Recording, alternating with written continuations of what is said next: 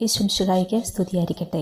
പ്രിയ കൂട്ടുകാരെ, തിന്മയെ കീഴടക്കാനുള്ള ഒരു എളുപ്പ വഴിയാണ് ഞാനിന്ന് പങ്കുവയ്ക്കുന്നത്.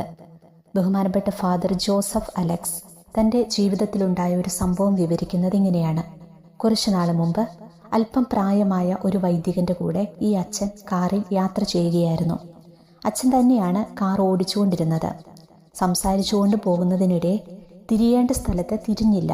പെട്ടെന്ന് അക്കാര്യം മനസ്സിലായപ്പോൾ യു ടേൺ എടുക്കാനായി മറ്റൊരു ലൈനിലേക്ക് അച്ഛൻ മാറി. വേണ്ടത്ര ശ്രദ്ധിക്കാതെയാണ് ലൈൻ മാറിയത്. ആ ലൈനിൽ മറ്റൊരു വാഹനമുണ്ടായിരുന്നു. പക്ഷേ അപകടമൊന്നും ഉണ്ടായില്ല. എങ്കിലും അച്ഛൻ സോറി എന്ന് പറയുന്നുണ്ടായിരുന്നു. എന്നാൽ ആ വാഹനം ഓടിച്ചിരുന്നയാൾക്ക് അസ്വസ്ഥത സഹിക്കാനാവാതെ അദ്ദേഹം നീണ്ട ഹോൺ അടിച്ച് ഞങ്ങളോടുള്ള ദേഷ്യം പ്രകടിപ്പിച്ചു. എന്നിട്ടും കലിപ്പ് തീരാത്തതുകൊണ്ട് കയറി പോകുന്ന നേരത്ത് ചീത്തവിളിക്ക് തുല്യമായ ഒരു നടുവിരൽ നമസ്കാരവും. ഇതെല്ലാം കണ്ടിട്ടും ആ വൈദികൻ രോഷം കൊള്ളാതെ സ്വസ്ഥനായിരുന്നു. അയ്യോ പാവ മനുഷ്യൻ, എൻ്റെ പിഴവ് മൂലം അയാളുടെ മൂഡ് പോയല്ലോ. ഈശോയെ, അയാളെ അനുഗ്രഹിക്കണമേ, മാനസിക സമ്മർദ്ദങ്ങളിൽ നിന്നും വിടുതൽ നൽകണമേ. ഇങ്ങനെ പറഞ്ഞുകൊണ്ട് ആ അച്ഛൻ കുരിശു വരച്ച് അയാളെ അനുഗ്രഹിച്ചു. എന്നിട്ട് നമ്മുടെ ജോസഫ് അച്ഛൻ പറയുകയാണ്, അച്ഛനത് വളരെ ഇഷ്ടപ്പെട്ടുവെന്ന്. കുരിശു വരച്ച് അനുഗ്രഹിക്കുന്ന ടെക്നിക്ക് എന്തൊരു സമാധാനമാണ് നമുക്കപ്പോൾ ഉള്ളിൽ അനുഭവപ്പെടുക എന്നോ. തിന്മ നിങ്ങളെ കീഴടക്കാതിരിക്കട്ടെ, തിന്മയെ നന്മ കൊണ്ട് കീഴടക്കുവിൻ. വിശുദ്ധ പൗലോസ്ലീഹ റോമാക്കാർക്ക് എഴുതിയ ലേഖനം 12-ാം അധ്യായം 21-ാം തിരുവചനമാണ്. ഈ വചനത്തിൻ്റെ പ്രായോഗിക തലം തന്നെയാണ് ഇത്. നമുക്കിട്ട് പാരപണിയുന്നവരെ അവർ കാണാതെ കുരിശു വരച്ച് അനുഗ്രഹിച്ചു വിടുന്ന ടെക്നിക്ക്. നമുക്ക് സൗഖ്യവും വിടുതൽ ലഭിക്കാൻ ഇതിലും നല്ല മാർഗം വേറെ ഇല്ല എന്നാണ് അച്ഛൻ പറയുന്നത്.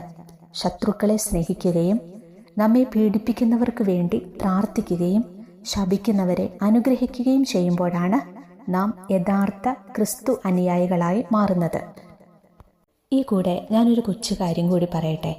ഈ കുരിശ് കാണുമ്പോൾ സാത്താനു ഭയമാണെന്നും സാത്താൻ ഓടിപ്പോകുമെന്ന് നമ്മൾ കേട്ടിട്ടുണ്ടല്ലേ. അതെന്തുകൊണ്ടാണെന്നറിയോ? സാത്താൻ എന്നത് അതൊരു യാഥാർത്ഥ്യമാണ്. സാത്താന്റെ സാന്നിധ്യം ഈ ലോകത്തിൽ വളരെ പ്രകടവുമാണ്.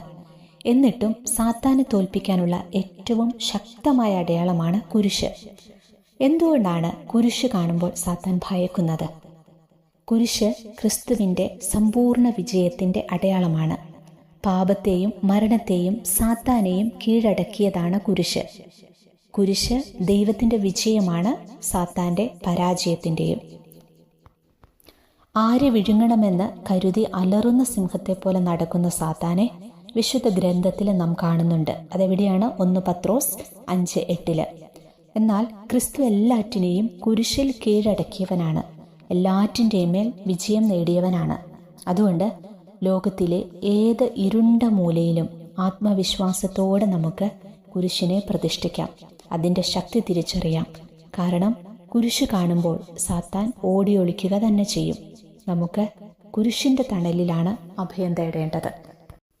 അതുപോലെ തന്നെയാണ് നമ്മെ ഉപദ്രവിക്കാൻ വരുന്നവരോട്, നമ്മെ ചീത്ത വിളിക്കുന്നവരെ ഒക്കെ കുരിശടയാളം വരച്ച് നമ്മൾ അനുഗ്രഹിച്ച് ആശീർവദിച്ചവർക്കായി പ്രാർത്ഥിക്കുമ്പോൾ അവിടെ വലിയ അത്ഭുതങ്ങൾ നടക്കും.